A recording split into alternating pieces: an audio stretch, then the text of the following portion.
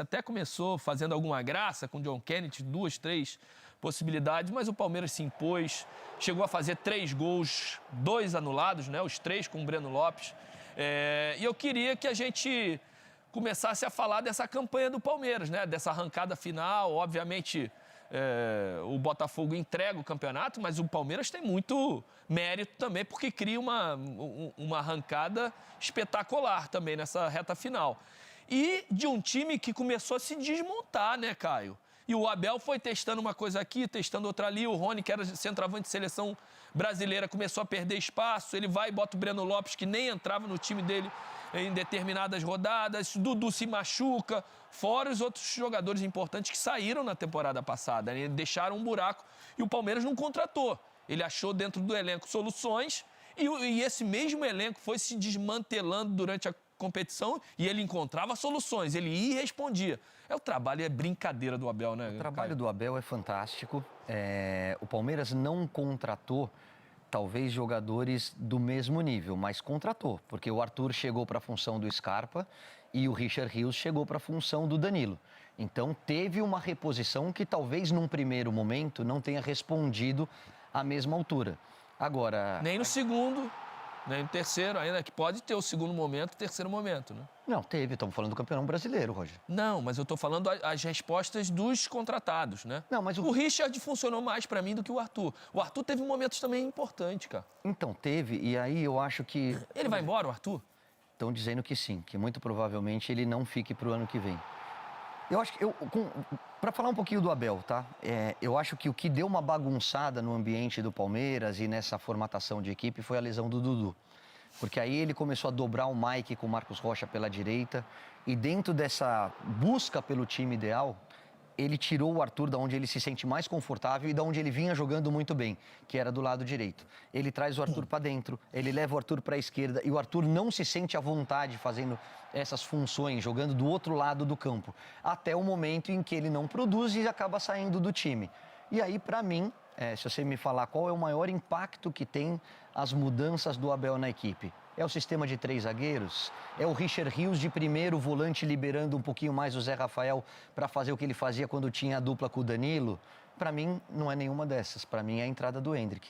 Porque a personalidade com que esse moleque entrou e a forma como ele chamou o jogo, como ele foi decisivo nessa arrancada de 10 partidas do Palmeiras para bater campeão, é impressionante. É um moleque completo e de uma personalidade para um menino de 17 anos muito acima da média. Ricky, quero também suas observações em cima de tudo isso que a gente está falando, né? Você fala que para o Atlético a hora que vai doer mais é quando ele puxar lá atrás o jogo do Curitiba na nova Arena do Galo, por 2-1 de virada. Esse time do Palmeiras, em que momento você acha que ele se reconectou com uma possibilidade de ganhar o título? Então, na verdade, assim, pegando só o gancho do Caio, é a questão do treinador saber, né, os jogadores que tem no seu elenco. Porque o Abel, quando ele tenta os meninos mais jovens, o Kevin, o John, ele não dá oportunidade para o Breno Lopes começar os jogos e ele se sente culpado logo depois, um pouquinho mais para frente. Bem lembrado. Quando o Breno Lopes começa a fazer os gols, a entrar no time, a dar a resposta necessária, ele fala: se tem algum jogador que eu tenho que foi injustiçado aqui, foi o Breno Lopes e eu peço desculpa por isso. Ele é o único que tem razão em me xingar. Exatamente, ele falou dessa forma. Mas eu tô com o Caio. A hora que ele redescobre o Endrick, na verdade, que ele dá a oportunidade novamente, porque o Endrick teve a oportunidade no começo do ano, não correspondeu da melhor maneira possível, não teve uma sequência, o Abel blinda, vamos dizer assim, né? Ele mesmo fala que tinha o momento certo, a hora certa de colocar o Endrick, tirou alguns jogos,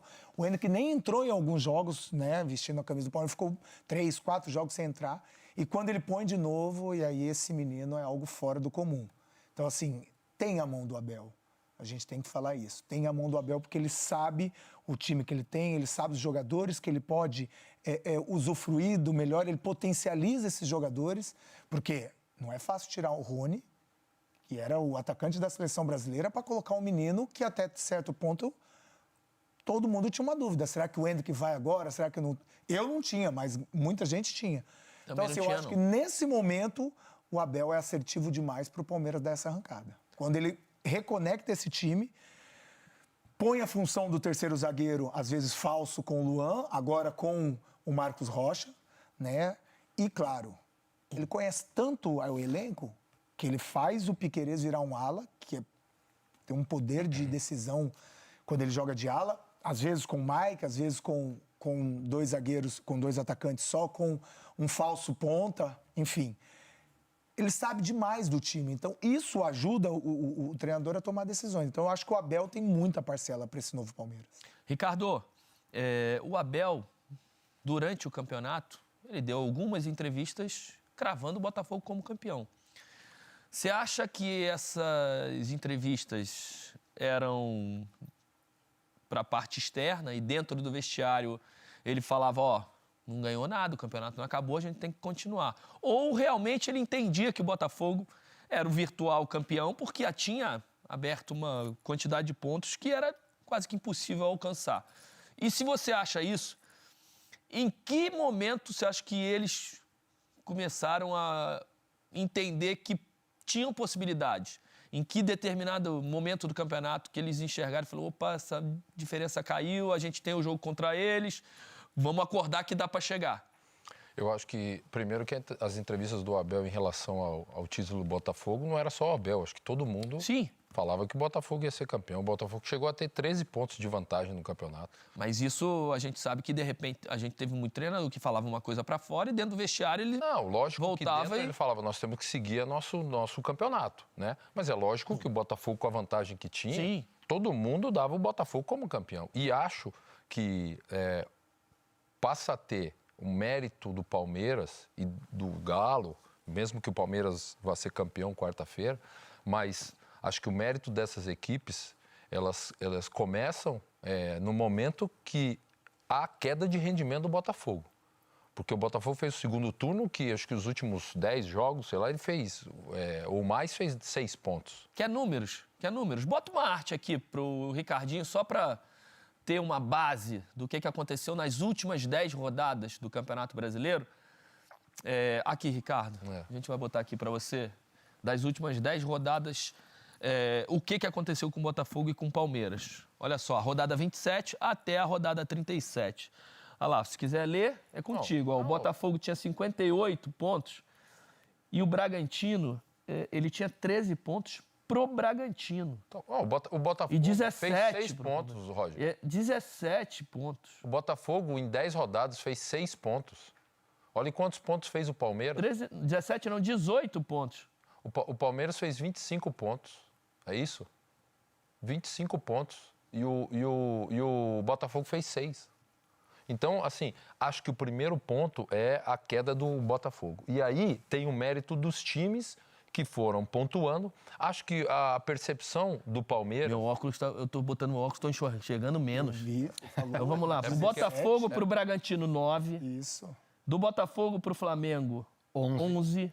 Do Botafogo pro Grêmio, pro Palmeiras e pro Atlético Paranaense, 14. Então, em 10 rodadas, isso assim, aí se derreteu. O Abel, quando ele falou com convicção. Ele não falou só para fora. E, lógico, internamente ele tinha que continuar o campeonato porque ele tinha Libertadores, né? Ele estava buscando era se classificar direto para a Libertadores. Quando você vê um time 13 pontos na frente, você, por mais que você acredite no seu trabalho, é muito ponto, era muita rodada. O Botafogo foi caindo, o Botafogo foi perdendo rendimento e os times foram pontuando. Acho que o grande mérito do Abel e do Palmeiras ele demorou para achar o time com a lesão do Dudu. Ele tentou o Mike na segunda linha, ele tentou trazer o Arthur, ele tentou mexer no time para tentar minimizar a ausência do Dudu. Ele não conseguiu. Ele consegue quando ele encontra os 3 zagueiros, quando ele coloca o Endrick acho que entra num jogo, se eu não me engano, acho que foi contra o Atlético Mineiro, se eu estiver enganado, na Libertadores, que ele entra no segundo tempo, eu acho. É isso. Muda o jogo, cava a expulsão do jogador do Boca. Contra o Boca, se não... É contra o Boca. Eu acho que é contra o Boca. Contra o Boca. E aí ele entra, aí o Palmeiras é eliminado, mas o Endrick dá um recado, né? E aí ele encontra, acho que o resultado contra o São Paulo no Clássico, aquela goleada, ela foi significante para o Palmeiras. A atuação do time naquele jogo, porque o São Paulo Mas Era um time. ali o Palmeiras já tinha jogado com o Botafogo. Tenho quase certeza. Que foi depois do jogo contra o Botafogo, o São Paulo e Palmeiras. Então, Então ali ele já estava grande, já. sim, mas mesmo assim... Não tinha? Eu acho que não. Acho que ele jogou com o Botafogo depois. Mas, enfim, aí teve a virada contra o Botafogo. Eu acho que é uma série de fatores, mas o principal é quando você tem o treinador que não se omite na necessidade que o time mostra de você poder mudar os jogadores. O Rony foi um jogador... 29ª foi o jogo do São Paulo com o Palmeiras e a 31ª contra o Botafogo. Foi antes. Duas rodadas antes. Esse resultado foi muito importante para o Palmeiras. Não só é importante, Rei, desculpa te interromper, como essa diferença de 8 gols para o Galo, que é o Aí, ó, vice-líder, 5 estão aí. 5 estão nesse jogo. Porque não era um resultado normal. Não foi um resultado normal você ganhar de 5-0 um clássico e o São Paulo foi campeão da Copa do Brasil. Vindo Tem de um um bom time. campeonato... Então, assim, o treinador, quando ele não se omite e ele tem um entendimento do elenco, ele atua. Foi o que ele fez. Então, ele tirou o Rony, que até então era um jogador muito importante. Continua sendo um Continua atacante sendo, muito óbvio. importante. Só que ele tirou do time porque não estava rendendo bem. Aí ele modifica o meio-campo. Aí teve a lesão do Gabriel Menino, aí o Richard Rios entra no time. Aí ele vem com 3 zagueiros. Aí ele coloca o Endrick na frente, aí ele dá oportunidade para o Breno. Aí você tem também um crescimento de um Rafael Veiga, que chamou a responsabilidade e é um jogador diferente dos outros.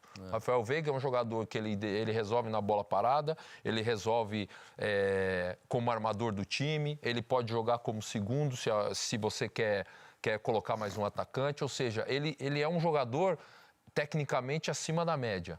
E você tem esse jogador no elenco, você privilegia isso. Em algum momento, o Rafael Veiga jogou mais à frente. O Abel mesmo falou, eu tenho o Endrick de um lado, o Breno do outro, o Rafael Veiga mais à frente. Deixou esse espaço para ele flutuar ali. Exatamente. Mas não como centroavante, né? Ele ia lá, aí tentava fugir dos 2 zagueiros para tentar pegar a bola numa zona morta. Ele tentou, né? Eu acho que... E aí, o último ponto para mim do Palmeiras, desse time do Palmeiras, é o perfil de um time que está acostumado a decidir, cara. Porque quando você tem... Você sabe, às vezes os times têm a oportunidade e eles não confirmam. Por quê? Porque eles não estão preparados. Às vezes aquela questão da liderança, do melhor momento, assusta. E o profissional, a gente viveu isso, cara. Você sabe. Você tem que saber... Não é só ganhar, você tem que saber ganhar.